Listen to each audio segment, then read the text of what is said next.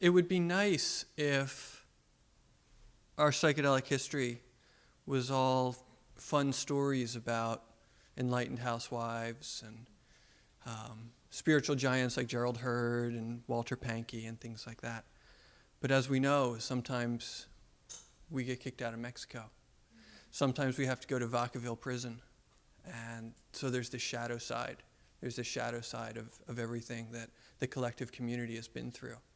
And our next speaker, talks about this stuff with great passion. Producer of Boomfest, director of Fractal Nation, artist collective, author, filmmaker. You can call him Hortense. His name, Charles Shaw. Hi, everybody. Nice to see you all today. I want to make a couple of quick corrections. I'm one of the assistant project managers for Boom, but I'm actually not one of the producers. And my co-director of Fractal Nation is Andrew Jones. He was sitting here a minute ago, and he just took off. So wanted to give him props on that. Okay, so I hope you guys enjoyed the respectable part of the presentation. Now we're going to get into mine. I'm going to open with this quote by Kingsley Dennis. It's probably one of the most succinct and powerful statements on the issue. For long periods of human history, there has been active forces penetrating our world that seek to keep humanity asleep and distracted from themselves. Also that these forces are aware of the true power of human consciousness, and that the social power structures used to influence and manipulate the masses would collapse if true human potential were to be exercised. Therefore, in the pursuit of control and power, certain forces active upon the earth aim to artificially suppress the natural evolution of human consciousness. Humanity is caught in a struggle, and our consciousness is the battleground.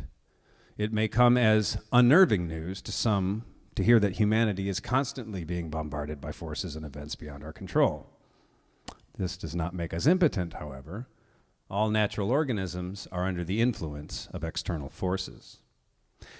Yet with humanity, there is also other forces at work. These forces are deliberate, more often than not man-made, and manipulate with intent. They aim to persuade if possible and coerce if necessary. Scroll up, please. It is these forces that seek to target the remaining spaces where humanity has a modicum of free choice and free will. To some degree, these forces are part of the requirements of civilization to shepherd and organize a burgeoning population. Yet over and above, there exist exploitative forces that work against the laws of conscious evolution. It is these forces and the need to overcome them that form a core theme of our times. The perpetual battlefield is what we know as our everyday lives, our education, our work, our leisure, our emotional and spiritual well-being, and our conscious thinking.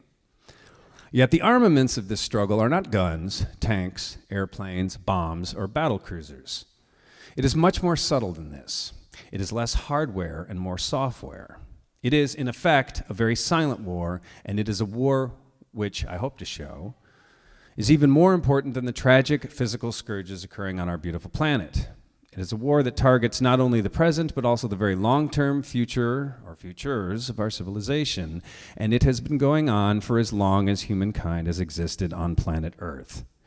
What is this war? It is a battle for our minds, how we think. In short, it is the war of consciousness. Now, I'm going to let my friend Graham here.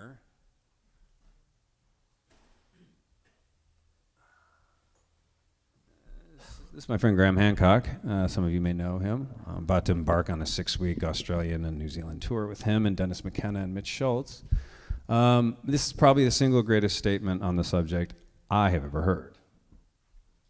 What I see in Western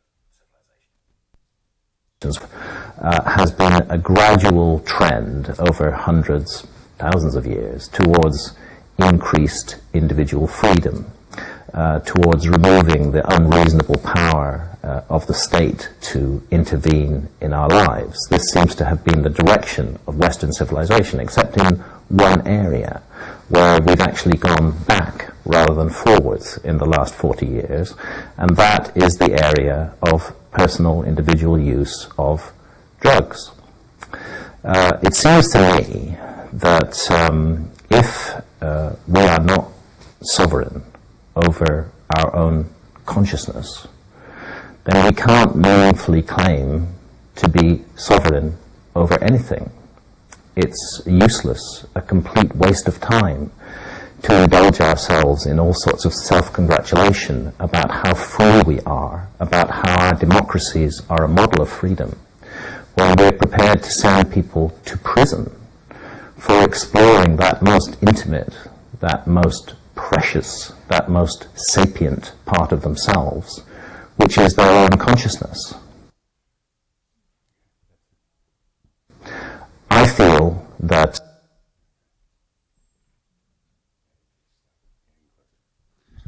Okay, so the title of my book is Exile Nation, Drugs, Prisons, Politics, and Spirituality. It's sitting over there on the table. I encourage you all to read it if you get a chance. It charts my experience as a drug addict, as a drug war prisoner, as a drug war activist, and ultimately as a seeker of what we like to call cognitive liberty, which is the ability to learn, to grow, to experience life, to medicate, to nourish oneself in the manner of one's own choosing. What we are engaged in is not just a war on consciousness, it is a war for cognitive liberty. And the scope of the problem is large.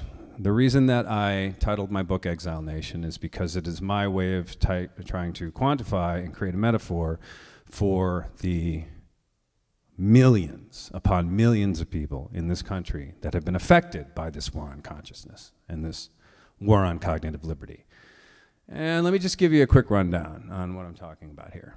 Okay, as we stand here right now, there are currently 2.5 million people sitting in a prison cell across this country. There are an additional 7.5 million people that are being directly monitored by the state every hour of every day on some form of parole, probation, supervision, or other form of court intervention. There are an additional 13 million to 14 million people who are walking around with a felony conviction on their record from the past. There are an additional 65 million people in this country who cannot pass a background check to get gainful employment because of a previous arrest or conviction. 65 million people equates to roughly 1/5 of our population. So when you add all of those people together, and then when you add all of their relatives together, and all of the people that have been directly affected by having someone in the correctional system, what you've got is upwards of 75 to 100 million people that have been directly touched by this. This is not an isolated phenomenon. This is an overwhelming problem.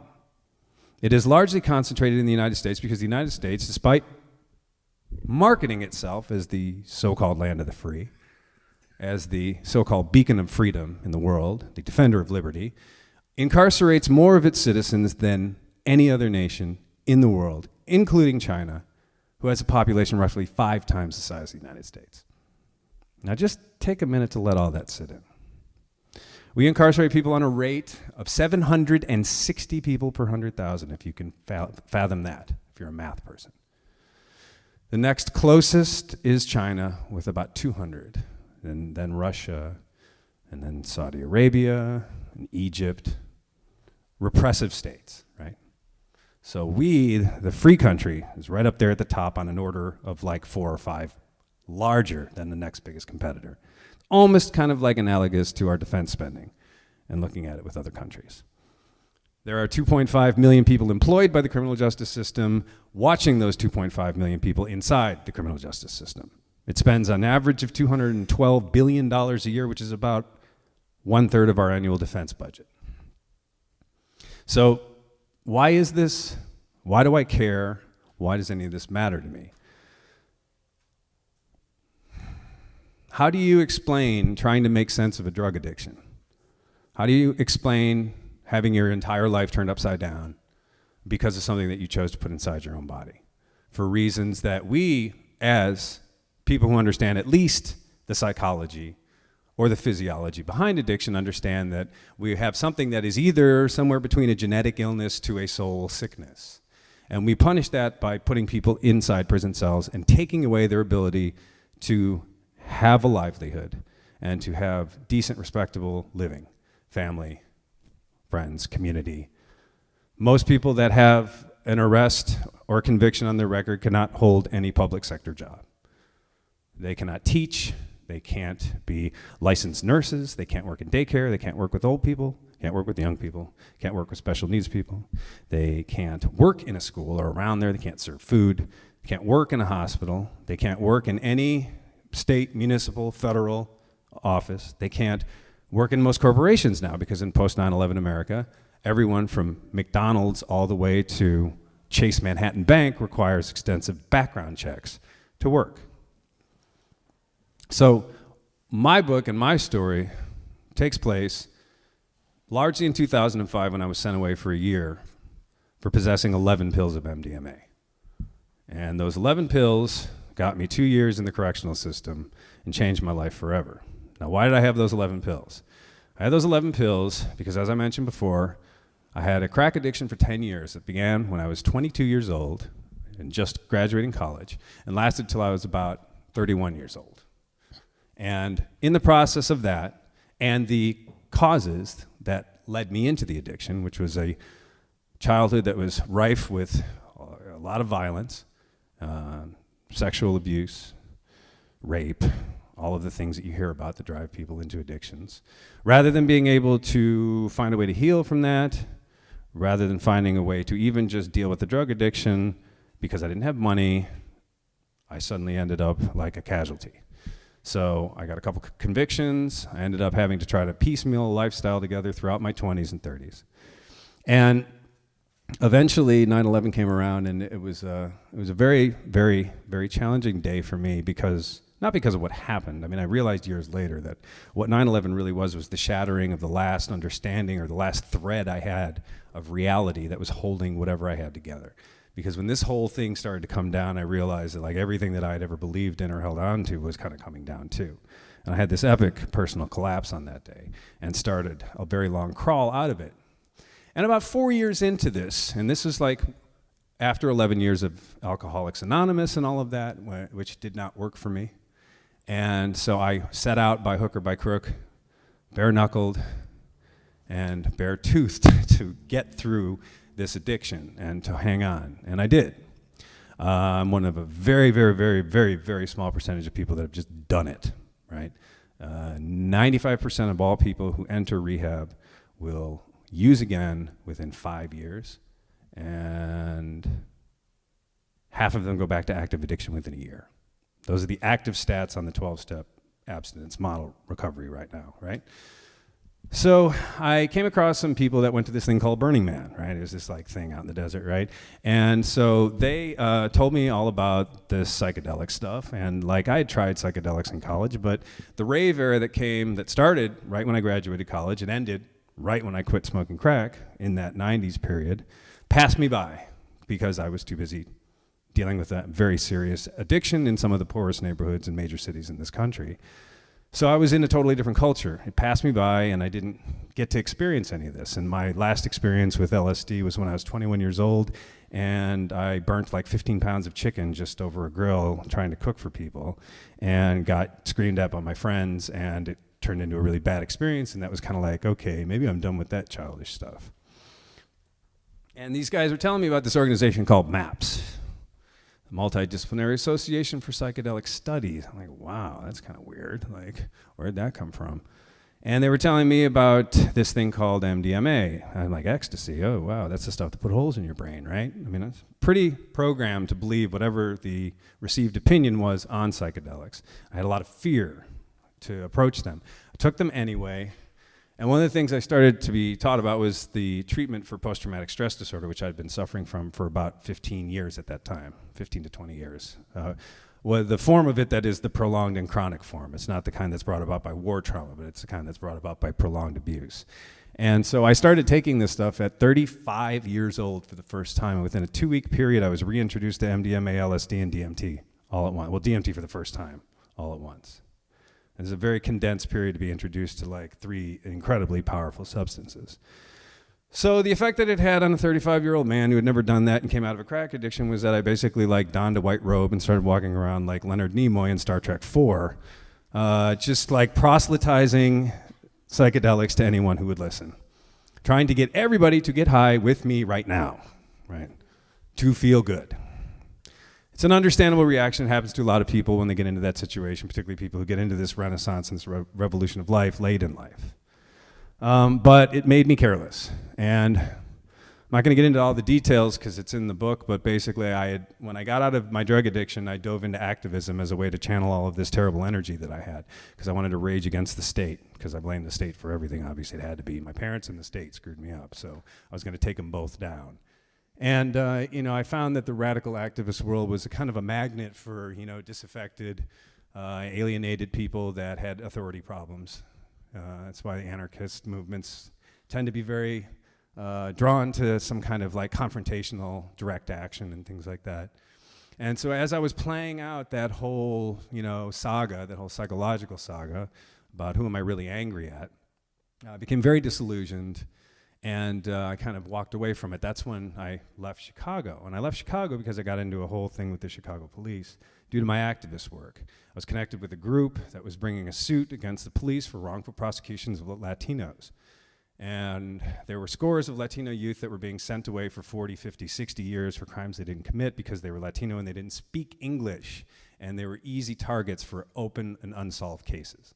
And so one of the mothers of one of these kids who got 47 years decided to fight it, and she found an eyewitness to the actual murder that her son got put away for. She was connected to a coalition I belonged to. They had a press conference. She announced her intention to sue the police, and the police were afraid. Totally unrelated to that, I got pulled over one night. I actually wasn't pulled over, they were in front of me, but a car slammed to its brakes while I was following behind it one night. 4 plainclothes police officers jumped out of the car, surrounded my car, started giving me grief about riding their back end, and told me to get out of the car and that they wanted to, told me they wanted to get out of the car and they wanted to search my car. And for the first time in my life, I didn't have any drugs in the car or anything to compromise me. And so I decided to stand my ground because I had been an activist for all this time and I knew what my rights were. And I told them no. I told them that they didn't have probable cause and they couldn't search my car. They did anyway. They beat the shit out of me. They put a fake case on me. And I ended up having to fight this case. It was pretty bad. And I left Chicago to get away for my own safety. That's when I came to San Francisco and found psychedelics for the first time. Okay. So that's kind of my story and how I got into it. And I ended up in prison because of it. And so about 2/3 of my book covers the actual prison experience, most of it on a day-to-day level. And then the last section of it really goes into my backstory and tells you everything that got me there, right? So in this time, I kind of realized a number of things, and these are tangents that we could go off on for hours, so I'm not going to actually focus on those. But one of them is the role of our governments, all colonial governments, and most Western governments in drug trafficking, and how they have used the drug trade to foster operations around the globe meant to keep them in power and destabilize other governments and other political parties that are threatening to them. In other words, to make the world safe for American business.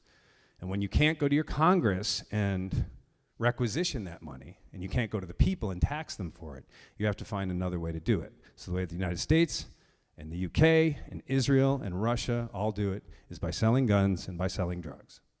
And so we control Afghanistan and we control Colombia, so we control the 2 primary sources of coca and opium in the world. And ever since we have gone into those places, production has skyrocketed. So if there really is an anti-drug agenda there, it's not being implemented very well. So you have to ask yourself why. Like, why have they spent this much time, energy, and money locking up so many people, destroying so many lives? Well, there's 2 answers to that question, and those 2 answers depend on where you are in the socioeconomic ladder. If you are like us, which I see here as a predominantly Caucasian, affluent group sitting in an Ivy League university. The reason that they're afraid is because if you take some of these substances, you get ideas, right? And these ideas are kind of antithetical to how the establishment wants you to be trained and what they want you to do when you go out into this world. They don't want you to rock the boat. They don't want revolutions of anything. They want you to be good citizens. They want you to go out and run those law firms and run those banks and run those corporations and make money for this system. And once you start to buck that, that's when you become a threat. That's what the terror that came into our society 40-some years ago, 45 years ago, when the Harvard Psychedelic Club and other people started experimenting and tearing apart the social fabric of this country simply by saying, this way of living is not right, and we are liberating our consciousness now. And that liberation struck terror into the heart of the power structure in this country and most of the people living in this country. They were a very small minority, but they had a tremendous influence. And so the repression on that was very, very severe. And it lasted almost 40 years. Where there was an absolute moratorium on even beneficial medicinal research was completely shut down. In that time, the law enforcement culture was inculcated into this belief that if they came anywhere in contact with these substances, that they would go insane. Sasha Shulgin tells an amazing story of how when the police raided his place back in 2003, and they were demanding that he turn over all the drugs that he had, and he had already been raided in 1994. The DEA had already taken his Schedule I license. He didn't have anything remotely illegal on his property except a couple of San Pedro cactus that were growing in the ground, and I'm not sure they're illegal when they're growing in the ground. I could be wrong on this. But they pointed out, yeah, well, there's that San Pedro cactus you're standing next to, at which point 3 police officers jumped about 15 feet in the air and ran away from it, ran away from a cactus. Okay, are we all getting this? So when they said, well, it's not going to bite you, what are you afraid of? They explained that if they come into contact with a psychedelic substance, that they lose their ability to be a field officer, they lose their ability to carry a gun, and they're attached to a desk for the rest of their life for one encounter with a psychedelic substance. And that's a culture. It's not based on any science, it's not based on anything real, it's just a cultural thing in order to prejudice law enforcement against anybody who uses this, right? So the other side of that is a little bit simpler to understand, really, but it's not something that I really don't think anyone in this room has had much understanding or direct contact with. And what that is you can call it Marxist analysis of this concept of surplus labor and surplus population. And it's really quite simple. If you have an economy and you have a population, and you can no longer employ all of the people in this population, but you still have this large population and it continues to grow, then the Bernays Freudian paradigm that came out of the turn of the century, when they realized that if they gave people the ability to make a living and to acquire things, that it had the effect of constraining their behavior, giving them purpose, and it tended to make revolution kind of fall away. Like the Russian Revolution scared the piss out of this power structure in the world. Like they saw a populist revolt on the scale that could happen anywhere in the world, and they had to come up with a way to try to devise this, and part of it was poverty. And part of it was a meaningless existence that they felt was this industrial drudgery. So Bernays and Freud, Freud is obviously the mind behind it. Bernays was his nephew who turned it into public relations. And he said, listen, if we just satiate people's needs, we give them what they want, let them indulge themselves, they'll be fine, they'll be docile, they'll be easier to control. And we had that. I mean, if you look at what World War II was, it was basically like they did a trade-off. They said, okay, you go and fight and kill all these people, and when you come back, we'll give you a house, we'll give you a college education, we'll give you a car, we'll give you the ability to invest, we'll give you a pension, we'll give you this, we'll give you that. And we created these socialistic government structures in order to pay off the people that went and fought the war. Well, it was unsustainable. They couldn't continue to pay for it. And so what ended up over time is, as the United States lost its preeminent status as the economic power because of the rise of Japan and the rise of Western Europe, all of these people that had really good jobs in the United States suddenly started to lose them. And this thing called deindustrialization started. This thing called what we call now offshoring, and all of that started. So all of the population that used to work here and create things suddenly started being moved to other countries. And what that left was a largely poor underclass that had no means of employment or advancing themselves. And by the 1980s and 1990s, this was called a management crisis. In other words, you had a permanent underclass that was not able to get out of it, yet they were not leaving the country. So what can you do with them? Well, prior to this period, prison was based in the notion of rehabilitation. After this period, prison and incarceration became about warehousing. It became about keeping people managed in this irascible and intractable underclass that had no advancement opportunities. And so one of the vehicles for that was the war on drugs. And the reason that they used the war on drugs is because they realized two things.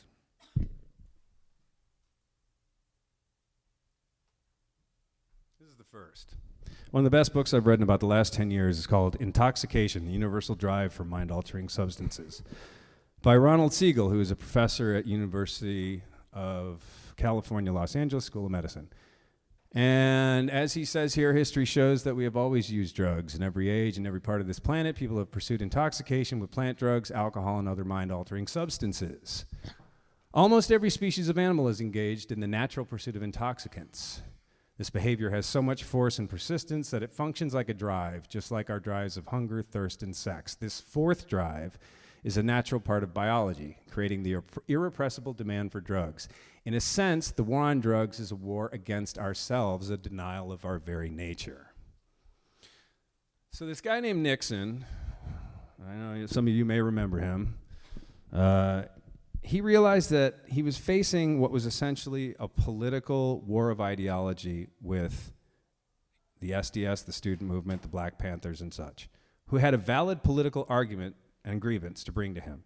And he realized that he couldn't fight them on the face of their political beliefs because we're America. Freedom of speech, freedom of belief. How can you tell somebody that they can't be socialist or communist or this or that when this is supposed to be a free country? But he realized that this revolution, this young revolution, this student revolution, this black revolution, it had another component to it, which was that they were avowed users of drugs.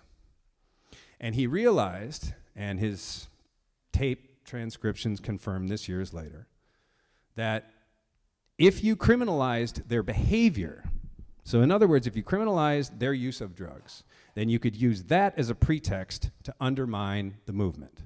And that's exactly what they did. He launched the first war on drugs in 1970.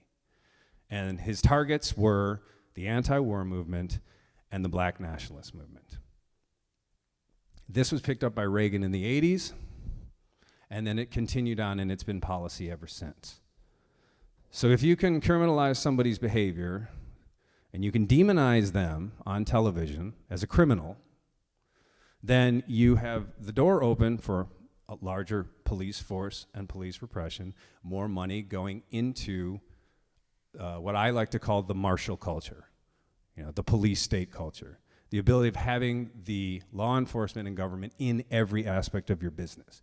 I don't know how many of you have lived in really poor neighborhoods in the major cities of this country, but if you go into those places, you do not walk down the street with the same kind of rights that a white person does walking down here outside of University of Pennsylvania. You can be stopped at any time for any reason, and they don't have to tell you. You can be locked up for any time, for any reason. And this happens every day to poor people all across this country. So ultimately, what we are facing here is a control issue. And we have the natural evolution of our species that is intersecting with an ossified governmental and economic system that is falling apart all around us. And their way of keeping that system in place is by keeping us in the dark. And this is something that goes all the way back to the Dark Ages when we didn't want to let people read, because if they read, they became enlightened. Well, now the enlightenment path is all in here. And part of what's happening with the plant medicine revolution, in my personal opinion, is that all of that control is starting to shatter, starting to fall apart, because you can't hold that back forever. Thank you so much for listening, and I really appreciate it.